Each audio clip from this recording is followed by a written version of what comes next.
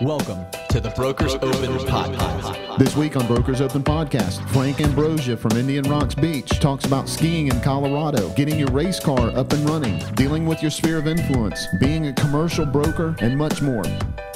Hey guys, this episode is brought to you by our friends at Palm Media. Palm Media is a boutique digital marketing company built for realtors by realtors. They help agents and teams dominate a target market with specific tailored strategies. Everything from video, chatbots, landing pages, Facebook ads, database management, and coaching. And oh my gosh, it's way more affordable and simple than you can ever imagine. Call now for a 100% free strategy session, whether you have a budget or not. Dr. Ben, my good friend, will make sure that you are heading in the right direction and building your presence online or flat out crushing your competition. Before you spend a dime on marketing, door knocking, or sending out postcards, call Palm Media. 813-765-7706. I repeat, 813-765-7706. Or click the link on the description below and manifest your paradise. All right. Hot off the press. Absolutely. It's Friday morning, right? So it's Podcast Friday. Here we go. I'm psyched. I'm jacked up here. I'm glad we finally got this guy on. Yeah. I'm here. I'm ready for it. Ready for it. The man, the myth, the legend. I refer to Frank as the most interesting man in the world. Right, like the Dos Equis guy, right? Yeah. I like Dos Equis too. Yeah. So. Yeah, there you go. It kind of fits well because the guy not only is a badass real estate wise, but he's got the craziest background story. Yeah. The most We'll get into amount that. of hobbies. Well, he's got really expensive hobbies too. Let's put it that way. That's why I have to sell real estate. Yeah. At a high level. Not Yeah. to sell it, but at a high level. Yeah. So without further ado, Frank Ambrosio. I'm glad to be here today, guys. Be part of this. So, Welcome, man. Good, any good. questions you got for me? I'll do my best to get at it. We're gonna really put you under a magnifying glass. Yeah, we are. We've got to start with how you got into real estate, though. We got to get that story out there because it's a fantastic story. We were just talking for a second about it and everything. Yeah, I mean, so many people have crazy how they got into real estate stories, but And I how think this long it one's took by them to far get the into real best. estate. Yeah. Well, So tell us about it. I got into real estate, not forced into it, but I moved out to Colorado when I was younger. I kind of took my retirement early and didn't realize you had to be a trust fund kid to live in Colorado up in the mountains if you didn't have money. So all I was doing was working 2 jobs, doing anything to support myself. But I owned a ski shop at Copper Mountain called Montana Sports, and it's seasonal. Right. So after the winter, come April, I'm trying to rent bikes out and things, and I'd see somebody once a day. I'm like, okay, this isn't going to work. So my accountant comes to me. I'm doing taxes right around this time of the year. Of course, yeah. And he Perfect timing. goes, you should get into real estate. The guys here, they bank, Vail, Breckenridge. I'm like, okay. They said, go talk to the girl over at Metro Brokers. I went over there, and we talked, and I go, well, what do I got to do next? And she said, you got to study for the test. And I said, all right. She gave me the school. I said, I'll be here Monday. She goes, no, this takes weeks. I go, no, I need to start making money now. So I crammed, I think, Friday, Saturday, Sunday, took the test on Monday, and I was a real estate agent by Monday morning, and did my first open house. And I did I started doing open house. I think I had a sale literally within probably 10 days, Wow. So. See, that's crazy, though. Yeah. I mean, that doesn't happen to anybody now. No. I mean, it took me 6 months for my first sale. Yeah, you know what? I'm gonna work over the weekend a little bit here and everything, so I can have a sale next week in real estate. That just didn't typically. I how it had to goes. make money. There's a difference. There is that. That's a good. I mean, I like that segue in. Absolutely. And he still, to this day, has that tenacity about him when he's working. Absolutely. It's that same. I gotta do it. Gotta get it done. Right. Absolutely. It's that same mental capacity. How do you manage to keep that over the years?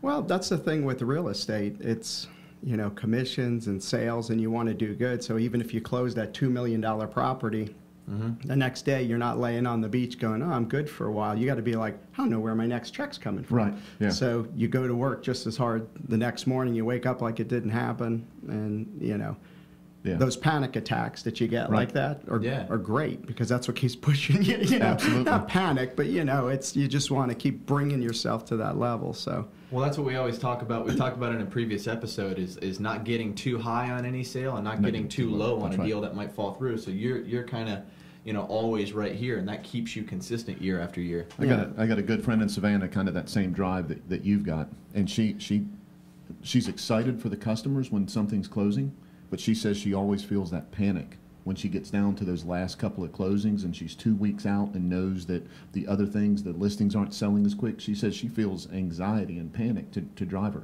Not every real estate agent looks at it like that. Some take 3 or 4 weeks off afterwards. Yeah. But some of you guys are really driven. I think right? too, like from the client standpoint, they should know that, like, even if I get an $80,000 condo, I take it the same way as if it's $3 million, because to me, a deal's a deal, and I don't ever want to see one not go through or expire without it selling. You know, so I'm like, listen, you need to do a price reduction. I don't want it going through my hands without it being sold. Because that's both of our goals. So, you know, you got to be honest with people too when they say, hey, I want to list it for this price, and you're like, but it's worth this. You know, so we got to come to a happy medium. You know, because that's, you know, it's not going to work out for either of us. And you're just telling them what the market's saying. You know, that's the funny part, is a lot of times, you know, sellers think that you're sitting down saying, hey, this is what I think that the property should be, when the reality is a great agent sitting down saying, here's what the market says that it should be. Well, the market dictates the price. We don't. Absolutely. All I do is create the traffic through it. You know, so the offer that comes in is to, you know, what the current market price is for it. So don't buy the listing. Hey, kids out there, don't buy the listing. It goes back to knowing your market too. And Frank is a student of the game, big time. So let's jump back. Right? Okay. So you went to Copper Mountain, right? But you had a finance background before that. Right. Yeah, so tell us a little bit about that. I worked for a company called A.G. Edwards, which was bought out by Wells Fargo. But family business. My dad had been doing it forever, since like 1969. My older brother went into it. My middle brother went into it. And then I went into it. And my niece actually went into it as well. So I thought a stockbroker, you know, a financial planner, it was going to be this glorious Wall Street. You know? I'm an old guy, so you know, I remember. That's a great movie. I remember, you know, the original Wall Street. So it was like that, you know. So everybody's gecko, baby. And a Consteel. Exactly. So I thought it was going to be like that, but I was dealing with, you know, retirees, you know, and it was a holiday. Where's my check? You know, for you know, just wondering. You know, that's kind of the type of service. So actually, real estate provided me with what I thought financial planning was going to be like. That's awesome. I've dealt with, you know, race car drivers. I've dealt with, you know, CNBC, you know, newscasters, sports players. So, you know, high profile, you know, a lot more than what I ever did in finance. So that part of it kind of fit that mold a little more for me. So that's what when I first came over to Berkshire, we started talking and realized that we had such a similar background before real estate, and I thought that was pretty neat. And he's a soccer player too. Exactly. So we were good there. Yeah.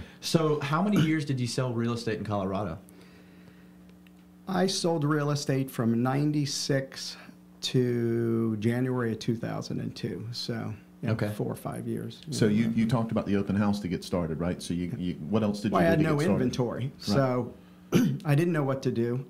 And I couldn't sit around and wait for business, so I took the agents that were doing well and followed what they were doing. And and then I went and got my broker's license, you know, within a few years, and I had, you know, my own little company in Silverthorne. And it went well, and I was running 3 businesses at the time too, so I wasn't even focusing 100% on real estate. I still had the ski shop. I was doing that, and then we launched a product for like heated walkways, believe it or not, in Colorado. And Elway was our spokesperson. Oh, wow. We used to hang out with him, you know, and cool. It was a neat thing. It should have took off, but it didn't. But you know how that goes. You give it a shot. That happens. That's right.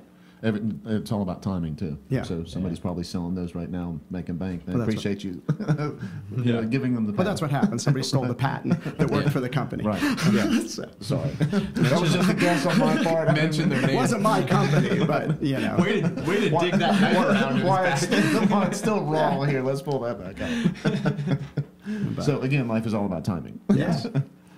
So he the way that he started his real estate career, a lot of young listeners out there are going through those growing pains, and I know that you have somebody on your team that you're still mentoring right now. So, you know, I know that he still keeps that thought process in mind. He does. You know, And wants the hungry people to do it too. So for what this is worth, the other day, I walked out of the Indian Rocks Beach office, and your new guy, what's his name, Stephen. Right.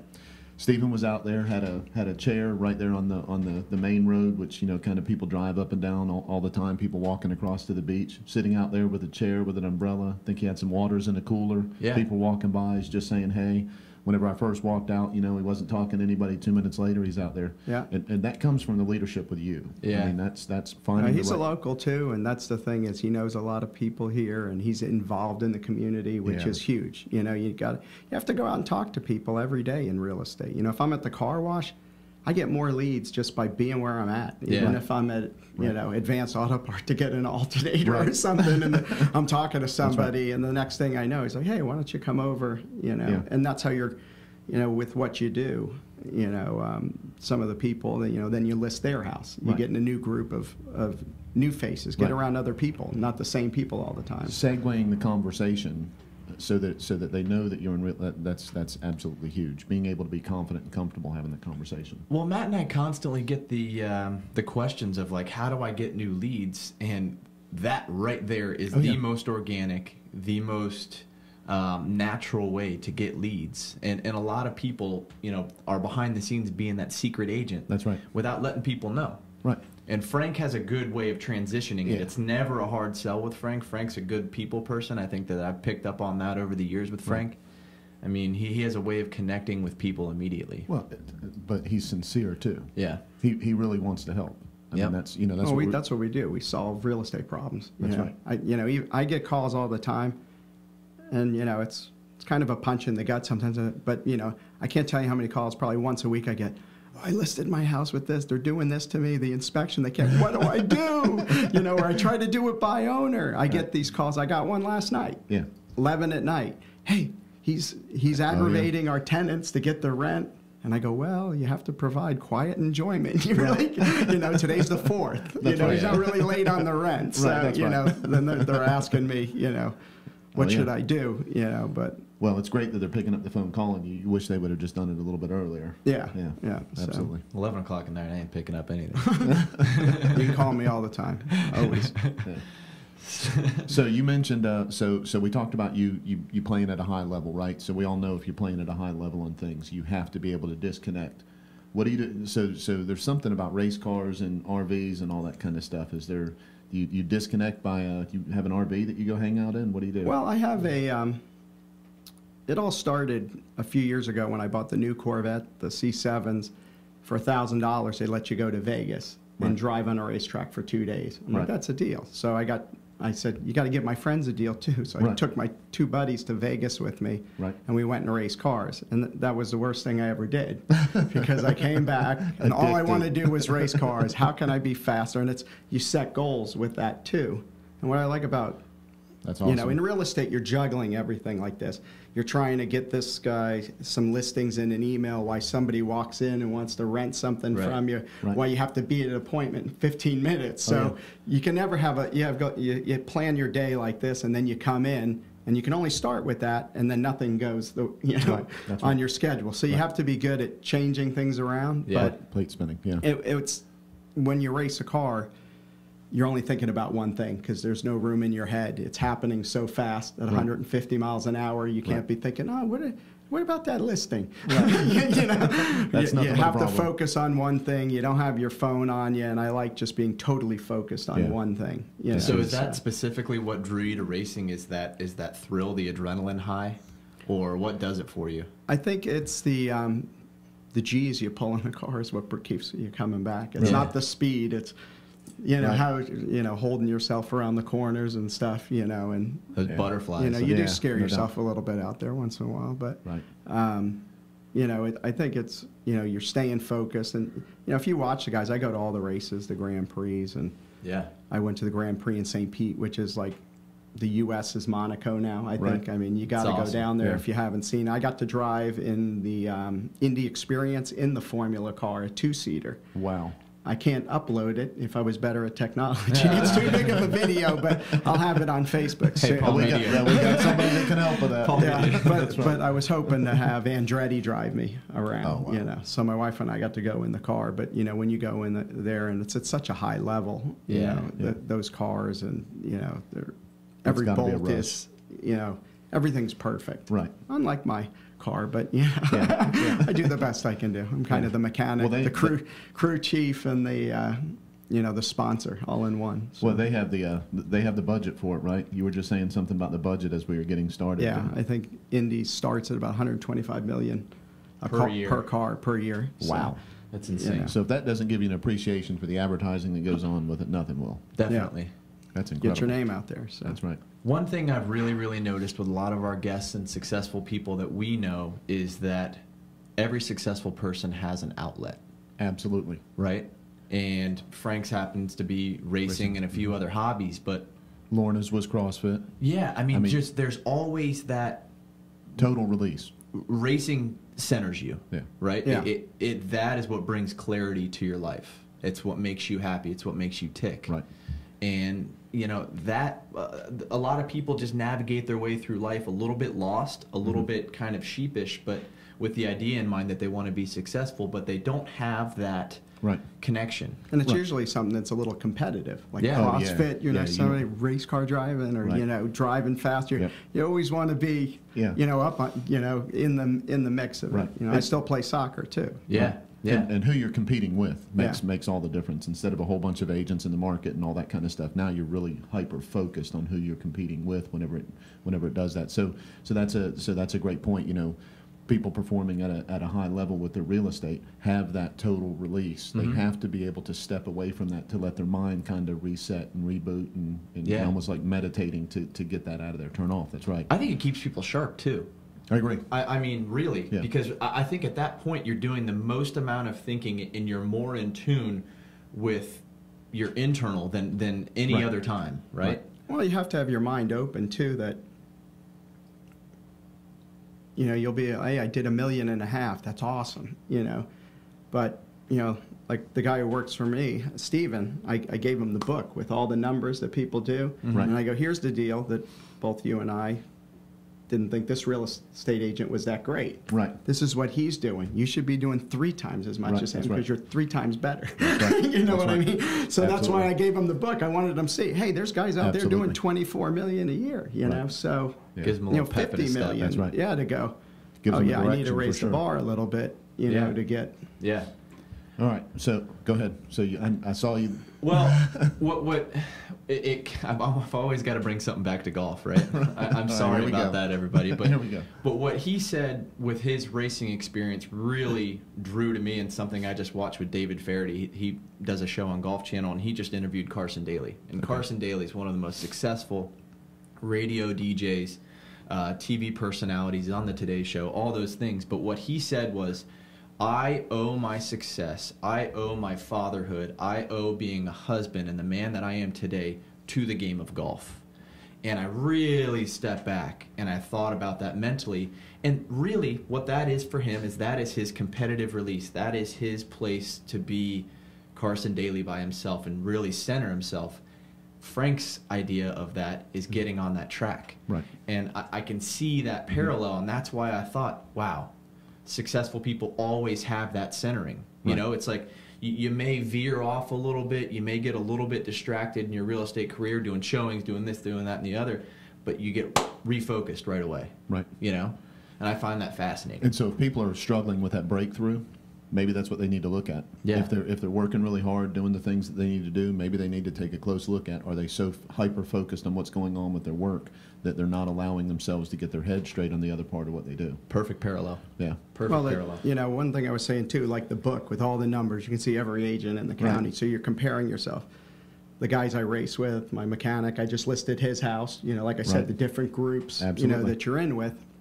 But we were at the 12 Hours of Sebring. Yeah. You know, we brought the RVs out there. It was the biggest party in the world. I had Right. no idea it was like that. But I was watching the C7R, the fastest Corvette there is out there. Right, And okay. we're just watching. We looked at each other like this. We just, you know, we go into this one corner on the back of Sebring. I hit about 50, you know. Right. These guys are probably doing 180, you know, Wow. but we're looking and we don't see tail lights because it's 12 hours, it's at night, you Right. know. And they don't break till they're almost around the corner. We're breaking like, you know, even before, Wow. and we're like, that's why they're professional race car You know it, drivers. man. And I was like, I don't know how much better the car is going to be, but I was like, I am not breaking there. You know, I don't think I could bring Yeah. myself to do it. Yeah, You know, yeah. Okay. It was just at that level saying, Oh, yeah. well, here's where we're at, you know, and that's where we That's could intense. be. I'm just thinking if I could even get 20 feet closer to the corner, Right. that'll put me to the next level, another Right. 3 seconds off. Yeah. You know, because you keep trying to cut your times down. Right. You know, as you look at it, and you're going, what am I doing wrong? I can't go any faster. Right. And then you see these guys. Yeah. They ran 3 seconds faster than me in the rain. Wow. That's how good Holy they are, crap. you know. So, Holy crap, man. yeah. I would That's need intense. I would want to do that, but I think I'd need a diaper. I'm sure. Sometimes need them. All right, so let's. All right, I want let's to go move on back. from that shit. Right? Quite literally. Right. I want to. So, how did you transition from O2 in Colorado to coming here to Indian Rocks Beach, Reddington, and start your career here? What was and that? get what up and that- going. Yeah. Well, I'm born and raised Here. right here. I Right. know everybody here. And I came back and said, I don't want to do residential real estate again. Right. I'm going to do commercial. Right. You know, it's more like finance, Yeah. you know, high-end income properties. So I got into commercial, and then I was selling a house to my brother, a house to this guy, Yeah. a house to that guy. And Alan and Dewey, I was with them at the time. Yeah. You know, it was Prudential Tropical. I was in their commercial division. They're like, we've never seen somebody with so many sales in our commercial division on the doing residential. residential. I go, that's what they're asking me for. So I'm Right. giving them what they want, Right. you know?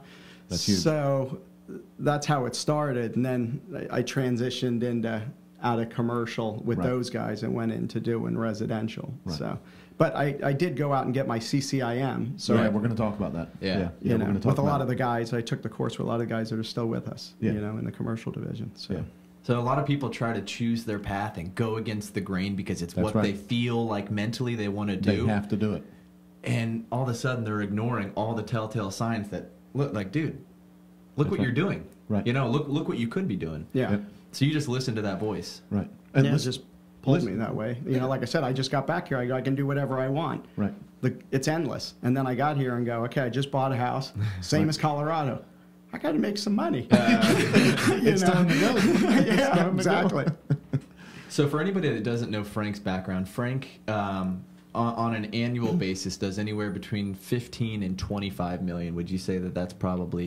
Yeah. I pulled your stats, and that's really Yeah, kind on of the close to team, what that's it is. about where we're at. Yeah, 15 to 25 million total for his team individually. You know, I mean, consistently at least 12 million a year individually. Yeah. Right. So it's definitely an impressive thing. It's not an impressive thing on a, you know, this year basis. He's done it since he Year moved after here. year after year after year. Absolutely. Before I got into real estate, I knew who Frank Ambrosio was just by living 5 minutes away. I already knew. Right. I just did. Yeah. You know, Well, we and- wanted to be associated with waterfront. That was my thing when I got started. I go, I want to be known as the waterfront realtor. Mm-hmm. You know, if they think, hey, I got a property that's facing the water, I want to call that guy. Right. So, Yeah, so several of our guests have made that same point. Don't try to be the expert on anything and everything. Focus on a certain niche and a group, and other business will come out of that Yeah. you can deal with. But you can't be everything to all people all the time and advertise that to everybody. You have to find the niche, and then they're going to ask you to do commercial, and then they're going to ask you to do investment, and then they're going to ask you to help with a house that they're flipping, and then they're going to ask these other things if you started off with that niche group to start with. I Yeah. mean, you can make a living literally on one condo. Right. If there's enough sales in it. Let's say you live in an 80-unit complex, and that's where you live, and you just got into real estate. Be the expert in there, and don't stop with the mailers. It might take a year and a half, but keep doing it. You're the expert because they're going to see you walking around the property That's as right. well. So, you know, that's the thing. The owners see you. They're like, this guy's around here all the time. Yep. He knows what he's doing. Right. You know, so. Right. And they'll ask you small questions along the way. Yeah. You're helpful, doing the things that you need to do, and then when the big question comes, they already know who to ask because you've helped them on all the small stuff. Well, real estate is bizarre in the fact that the sellers don't really know what you're doing for 'em. Right. They list with you because they like you. Yeah. And I'm like, let me show you. I want to show them. Right. But they like you. They trust you. And I'm like, I want to show you what I'm doing over the other guys, you know, right. Absolutely. to show you what the difference is. Anybody can put something in the MLS and hope for the best. Right. You Throw know? a sign up and that's that. And get lucky sometimes too. Yeah. Well, that, you know, it's, you know, properties sell and you're not going to get all the deals. I mean, there's so many deals in real estate. If you look at how many houses sell, you're only going to get a fraction of a, you know, percent of the sales. Right. But you know, you want to get as many as you can. Like I said, you can make a living off one building. So don't say, hey, I'm going to do all of Pinellas County. Right. You know, say, I want to do these 3 buildings. And just spend your money on those. I think you'd be better off just making a statement there. Absolutely. Completely agree. And a lot of agents, though, attempt that, but give up so early. So many realtors want that instant gratification, instant success, and it's like, drive it into their head. This is long term. Yeah, and then they get distracted too, right? So they start working in that area, and then one of those people wants to go to a single family. If the condo is the example, they want to go to single family, and they're like, oh, well, that house that they bought was more expensive, so I like that commission amount better, so I'm going to quit paying attention to this, and now I'm going to start working on that, and then something sells in there, and then they jump somewhere else, and somewhere else, and somewhere else. Instead of realizing if you focus on what you're good at, helping those people out, they're going to tell other people about what you're doing. That home base. Right. And no agent wants to do marketing. Yeah, no. It's our fear. Yeah. I don't know if it maybe not working. I don't know what it is, but I have to force myself. I'd rather go to the dentist for a root canal than do a mailer for a place that I just sold. Because I like the people. I don't like sitting in front of the computer to go, here's the 120 names that I got to do. Oh, it kills me, you know, or even give it to somebody because you got to show them where you want it to go. So you might as well just do it, or you know. So. I just hate doing that. But well, Frank's level of service on a daily basis is the exact reason why I, you know, roll my eyes at the you know, media attention that technology is going to take over real estate and realtors' jobs are going to go away. Frank is the exact example that I want to use moving forward, saying, listen, you need that service. You need those expectations set. You need that marketing done. And that ain't going to happen outside of a human body. That's right. No, there's a real estate company right now. They give you 0 service. You can't even talk to the agents. And I said I would never list with them. I couldn't even sell the property if the seller knew that you couldn't get a hold of anybody to even ask a question, to put an offer in. I won't give the name out of the company, but it's the worst company I've ever dealt with in 25 years and plus. And so many of them are saying that's the direction everything's heading. We talked about disruptors. Whenever, if you haven't had a chance to go back and listen to the podcast that we did in Vegas, go back and listen to that. We talked about disruptors. That's the exact conversation we just we just had. So many people are saying that that it's going to change dramatically in real estate, and that AI and everything else is going to take over. It's a load of shit, man. Yeah. People want to deal with people. Now, how you get leads and how you stay in touch with people, that's different. Totally. Okay? That's completely different. You got to leverage. If you're not leveraging, that's going to be a problem. But people want to talk to people about it. Nobody wants as much stuff as gets hacked. You can be very educated, smart, accountant-like, and look at numbers and things like that. But I do this for a living. I've been doing it for 25 years. I've sold over 600 houses. I've been looking at little cabins in like Homosassa. I don't know what I'm doing. I actually called the realtor and said, tell me where it floods. There's sinkholes up there. That's right. Like right on the river. If you don't know that stuff, that's people that know it, live there, can tell you everything about it. And 5 minutes with a good agent on the phone, I said, listen, I'll pay you a referral fee. Just find me the right house. Right. That's what I told her. That's the right thing for the customer, too. That's again, a common theme. Wanting to do the right thing for the customer instead of just saying, I don't want to share the commission with somebody, or I don't know that answer. I'm going to go up there and stumble through it and sell their customer something that's not the right thing for them. All right. Well, this is an hour from here. We have people from Pennsylvania, Canada. They have no idea what they're getting into here. So. Oh my God, amen. Huge. So that's what I'm saying. I can be there in an hour and go up all the time and look at it, and I you still don't know the facets of, like I could tell you every street that floods, up and down the beach. There's only like 5 from Tierra Verde, to Clearwater Beach, but that's where you don't put somebody in a home, So. Well, that's why you hire local. That's I mean, right. that is exactly the right. true difference between a real professional in real estate and people that just kind of wing it on the side. I don't remember seeing anything about streets flooding in Zillow either. Yeah. I remember seeing no. that. Oh. No. Can AI do that? No, I don't But think so. not sure. I don't think you'll ever see the personal side of real estate Yeah. No, I go completely away. agree. I mean, it has to be there, you Yeah. know. So Agree. Yeah. All right, so I want to talk about the investment stuff. Okay, Yeah. so you and I talked about this for just Yeah, a second when we were coming in. You know, so we've touched on it in some training lately. So in investment property, you're really good at it. You own investment property. You seem to have a great head for it. You're a CCIM. Okay, so for those of you who don't, I think everybody knows what a CCIM, but just in case, you know, only the top 3 to 5% of real estate agents have achieved their CCIM. It's a pretty intensive course. Very structured, helps you understand. I think it's a Council of Commercial Investment Managers or something like that. Yeah. It's known as the master's degree of real estate. Absolutely, Yeah. and especially investment, commercial, that side of it. Yeah. Absolutely. And I recommend any agent that wants to have the knowledge investment, just take CCIM 1. Yeah. You don't have to go through the whole thing. The first course is the best course. Right. And it's generally really, you know, enough to get you by. Right. Yeah. You know, the other courses are lease analysis. I mean, they're pretty in-depth, but that's more for, you know, companies you're dealing with, like Walgreens, comparing lease versus buying. You know, if you want to do investment properties, take, you know, every agent in our company, I think, should do the CCIM, and I don't know, they might even give you credit for, you know, they do. education for Yeah, that they too. will. Yeah, they So do. that'd be a recommendation I would give. So. Student of the game. Absolutely. Yeah. All right, so investment properties. How do you got a bunch of people that you help out with them? So what do people do? Do they call up and say, "Hey, I want to make money"? And you say, "Hey, what's your cap rate?" Tell me a little bit about that conversation. Yeah. So I was calling you. Help walk me through that. A lot of the buyers we have here, they want to make money, but they want to use it too. So that's one Okay. purchaser. You know, they go, listen, I want to come down. You're charging me $1,700 a week. You know, I can go. You know, it would be the equivalent of you using it for 2.5 weeks, Right. and it would break even. That's before appreciation, before tax write-offs. Right. You know, I keep it simple with people. I have an income and expense statement, show them the income, our management fee if we're doing short-term rentals, and say, here's what you got, you know. And then on the commercial side, I'm dealing with a lady right now with the 1031, Right. you know, up in Massachusetts. You know, they say, here, I want a cap rate of this, you know, find me some good properties.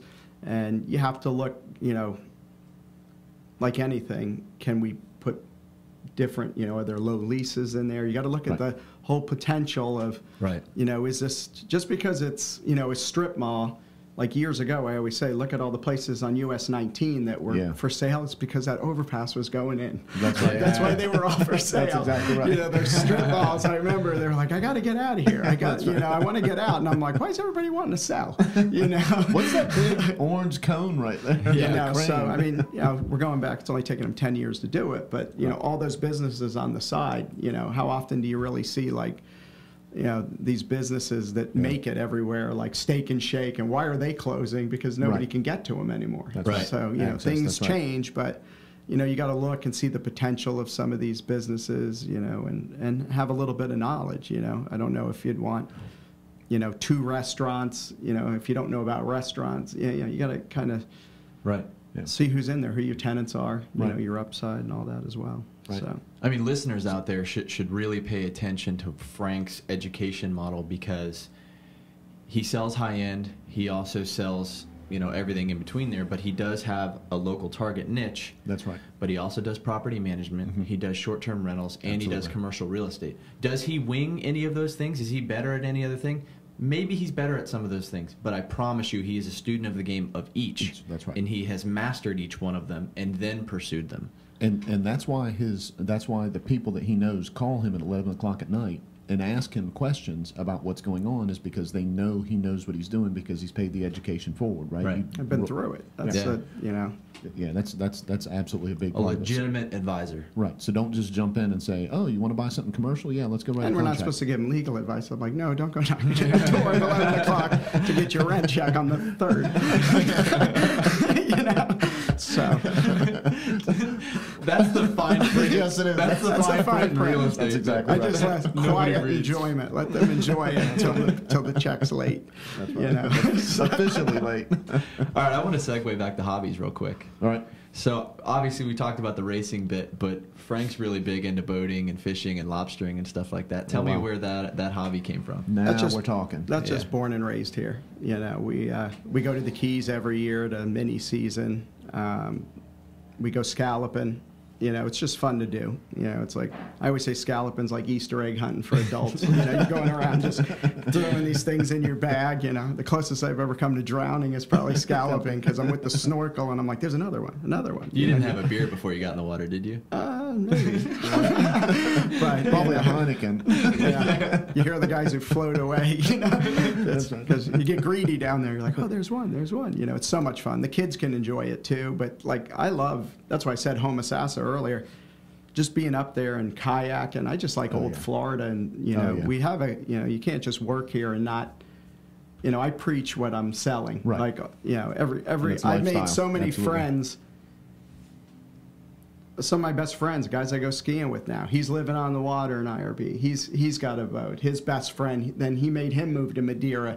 He's got a boat. Yeah. Kind of crazy. We all That's have awesome. boats now, though. But, you know, Yeah. might sell mine and go with them. But Right. you know, that's the thing is you got to get out on the water and do the things that around here. I mean, go to Island Way for brunch by boat. Oh, yeah. The pub. Can't argue with that. You know, this is that's why people come to vacation here. Right. You know. Yeah. So Well, I take that's- my clients out on the boat too because they're like, this is great, you know. So Think about the outside in. So it'd be really easy for us outside in to look at Frank's life and like, oh, he's got it made. You know, he's doing all this. He's doing all the vacationing he wants. He's racing cars. He's doing all that. Is life by design. Absolutely. By himself, Frank Ambrosio. He is intentional on that. And he's willing to put the work in to do it because he's not doing all this stuff. So what did he say at the I get beginning? forced to go on vacation. Yeah, he does. I'll be honest with you. I love it, Right? but it's like Once you I'll get never there. break away. Right. Yeah. So Okay. when I know the tickets So- are bought and I can't get the money back, then I'm like, I'm there. He cuts out for the weekend to race. That's Right. what he Yeah, does. I go for 3 day, you know. Right. But if you looked at his Facebook, go check out Frank's Facebook. I mean, it's like boating, it's lobstering, it's racing cars, it's all this great stuff. But, you know, people do not see the hard work behind That's right. the scenes that pays for that. That, you know, he makes that lifestyle. He creates that lifestyle. He enjoys working hard in order to be able to do that. So many people, they love being able to, they're passionate about something, and real estate allows them to be passionate about what they want to do. Right. And but you don't get there without putting in the work, right, Frank? I Yeah, mean, and you gotta have a fire in you. Yeah. And that's the thing is, you know, those are going to be your best agent who's got their fire lit. Yeah. Right. You know, and I'd rather, you know, I'd like to take my new guy and go, we're going to go buy a brand new truck today. Yeah. Put you in a little debt, you know, because Make you sweat a second. then you'll be like, you know, that bumps you up a level. That's Right. what brings you to the next level. My friend of mine, a lifelong friend, we used to go roping horses and stuff in Colorado when I was younger, you Right. know, but he was like a trucker, you know, that's his job. He hauled logs. Right. He's got like 20 trucks now, pulls up in a Mercedes. I'm picturing him in the Right. F-350. That's what I'm driving the big Right. diesel Yeah. truck, and he comes up in He a eases up. Mercedes, and he looked at me and said, Frank, I bought that car, and my business increased 20% because Yeah. they saw Yeah. me come up, they knew I was successful, and they trusted me then. Right. You know, he's just like, you know, it great actually point. helped my business, and I just thought it was funny because he was just here a few weeks ago. Yeah, you that's a know, great but point. he's just doing great, you know, and you love to see people get Yeah. successful and be Absolutely. successful. So speaking of being successful, Frank comes in. He goes, I can peel off some time for you guys, but I got a couple of appointments today and everything, and we're getting up on that time that he gave us. So We appreciate the time, by absolutely. the way. So You know? wrapping up. So what would you Glad you do had if me. somebody's heading into the business, or somebody's already killing it in the business? Couple of words of wisdom to get from point A to point B to just better themselves. What do they do? Work and lifestyle. Yes, both, please. You have to enjoy what you're doing, or you're not going to want to do it. You know, Right. that's why I like real estate. It's always changing. Agree. But I would say, you know, listen to the guys that are giving you some advice that this is what you need to do, Yeah. and force yourself to do it. Right. You know, that's the thing. You got to force yourself to do it. Not just hear it, but listen. You know, you got to, you know, like I said, we have a bunch of closing. I got to do the marketing now, you know, and find the time to do it. So I may be here till 9 o'clock tonight if that's what it takes. Getting but it done. like even days when I go do some, I got to go, you know, I had blood work drawn the other day. You take those 2 hours out or 3 hours out to do the things that you have to do personally. You still got to put the hours in to do the work. So you end the day. You have to put those hours in every day. And I think you need to come into the office. It's hard to be a real estate agent out of your house. You want to talk to other people about real estate. I agree. And talk to 10 people a day, you know, about real estate. You should talk to, it's like Mike Ferry, you know. I don't think his programs, you know, he's a little harsh, you know, and older, but, you know, the guy's got a point, though. You know, he's like, you need to talk to 10 people a day about real estate, even if you're just talking to anyone about anything. Getting an alternator. Yeah, exactly. You know, so. Well, so anybody who thinks that you got to, like, you know, really struggle in the beginning and do the hard stuff in the beginning of your career and everything's just going to get easier from there on out couldn't be further from the truth. I mean, Frank still to this day, every single day, does the things that he does not like so that he can do the things that he does like. Right. You know, I mean, he does the dirty stuff so that he can list the homes, so that he can show the homes and do all that. But you got to do it. People think that that dirty part's just going to go away and the hard part's going to go away. It doesn't. Everybody wants to be a beast until they see what beasts have to do, right? Yeah. That's a second or third time we've heard that too. You know, you just got to go through the motions, and you know, for the new guys, it's, you know, it's going to take you a little bit of time to get ramped up. So you know, but you should be able to, you know, get where you need to be. And I'm a dead set believer on having a business plan. Yeah. Oh yeah. Because if you don't have a business plan, you don't even know where you're going. Right. So I still do one every year. Right. You know, December 31st, I'm like, you know, this is it. I actually created a bucket list that I emailed a friend of mine. That's awesome. And it was in 2014. We had 6 things we wanted to do, and I was like, hell, I did 5 of them. That's sweet. That's fantastic. And I think I got smart enough not to do the sixth one. So what was that? I got hella skiing. No, I said I wanted to buy a Ferrari because I like Italian cars, you know. But I own 2, you know, crappier Alfa Romeo type of cars, and they're always broken. So I was like, I don't know if I need to own that one. So I could say I've owned a few Corvettes in between there that equal that Ferrari, you know. So, but I still got 2 weeks to go buy one. So I'm not going to hit my birthday by then. So when's your next race? When my car gets put back together. Oh boy, it had some issues. So what does that mean? I went to the track a few weeks ago. Was loading it in the trailer, threw up oil in the driveway. So I brought it to my buddy's mechanic. He stayed up to 12:30 with me. I got my dog with me, trying to get there by the morning, you know, to get there. Rolling it off the lift. We're like, we did it, you know. I owe him. And put the clutch in. Clutch goes to the floor. He's like, brake, brake, brake. You're rolling off the lift. Brakes aren't working. No. All of a sudden, I had like 4 or 5 things go wrong with the car. And the car was perfect when I parked it. Whoop, sorry. Wow. It was perfect when I parked it there. God. So that's how it goes. Like I said, I don't have a $125 million race team. So hopefully I'll be back on the road by May or the end of April. I'm Frank's broker, but by no means, if you see me under a hood of a car, run. Yeah, I hear you. No, they don't want me touching it either. Yeah, that's so funny. I don't even know if they want me behind the wheel. That's awesome. All right, well, we'll wrap up because I know you got to run. Okay. Yeah, we appreciate you coming in. Great sound advice for everybody. That's absolutely fantastic. Yeah, it's huge. And if anybody, you know, like I say, where can they reach you? Where can the listeners reach you? You can just Google me. I mean, frankambrosio.com, you know, and it'll just pop right up. Good. You know, waterfront Tampa Bay, but it's got all my information on there. And, you know, we do a lot of rentals too. So if you get short-term rentals, you know, we can kind of help you through that process. Because not many people do them in the company. I think there's probably only 2 or 3 of us. Yeah.